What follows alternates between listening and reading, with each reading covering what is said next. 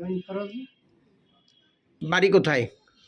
বাড়ি বরিশাল সদর সরবর ইউনিয়ন ৪ নং ওয়ার্ড সাপানি। আপনার ছেলে মেয়ে কজন? ২ জন। কি নাম তাদের? ছেলের নাম রবিউল ইসলাম মারুফ আর মেয়ের নাম মারিয়া আক্তার। আচ্ছা, এই যে আপনার কি হয়েছিল, কি কাহিনী, জমি নিয়ে কি কাহিনী হয়েছে? আমার জমিটা প্রথম নয়ন আমাদের ইসলামে সই নিয়েছে। তারপরে দলিল দেওয়ার পর আখতারুজ্জামান বাবুল সেও সই নিয়েছে। নেওয়ার পর আমার এই টাকা দেওয়ার কথা ছিল। আমার প্রথমবারে ২০,০০০ টাকা দিছে। পরে আমার গাড়ি কেনার করার জন্য আমার আর ১৫,০০০ টাকা দিয়েছে, আর কোনো টাকা পয়সা দেয়নি। হ্যাঁ, তো কত শতাংশ জমি আপনার? ৫০ শতাংশ। 50 যার বর্তমান বাজার মূল্য কত? তাহলে ৫০ শতাংশ জমির দাম প্রায় অনেক টাকাই। তো ১.৫ লাখ টাকা শতাংশ চলে। তার মানে 50 লক্ষ টাকার জমি আপনার কাছ থেকে 35,000 টাকায় কিনেছে। জি। জি, মেয়ের বিয়ের সময় 20,000, আর হলো এমনি গাড়ি কেনার সময় দিয়েছে 15,000। এটা সার্ভেয়ার আক্তার। জি।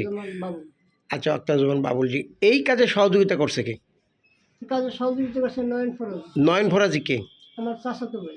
ও, তো আপনি এই ব্যাপারে কিছু বলেন নাই যে আপনার এই যে 50 লক্ষ টাকার জমি সে নিয়ে গেল মাত্র 35,000 টাকায়? আর ওই জমির দলিল দেওয়ার পর বলছে যে তোমার সুবিধা অসুবিধা দেখবো। কিন্তু পরবর্তীতে আমার ছেলে যখন এসএসসি পাস করছে, তখন আমি টাকা চাইছিলাম। তখন বলছে যে না, টাকা পয়সা দিতে পারবো না, আমি খুব সমস্যা, কোনো টাকা পয়সা নেই। আর আমার কাছে টাকা পয়সা চাবান। কি চান? আমি চাই এখন ডিসি স্যার, এসপি স্যার, এদের কাছে আমার অনুরোধ যে আমি এই আখতারুজ্জামান বাবুলের এই যেভাবে এই জমিগুলো হাতিয়ে এনেছে, এইগুলো জমিগুলো উদ্ধার করা। জমি আর কার জমি হাতে নিয়েছে বলে আপনি মনে করেন? আরও ৭-৮ জন। নাম বলেন তো, দুজন কারা কারা তারা? তো জানি না, আর মনেও নেই।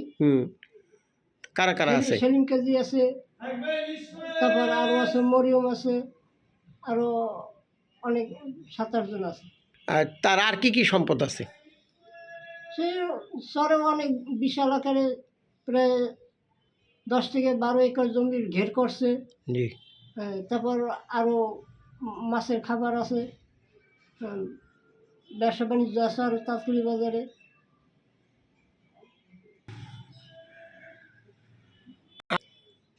একজন সার্ভেয়ার হিসেবে সে যা করছে তা তো একজন মন্ত্রীর উপর লেভেলে করিয়ে ফেলেছে আর করছে।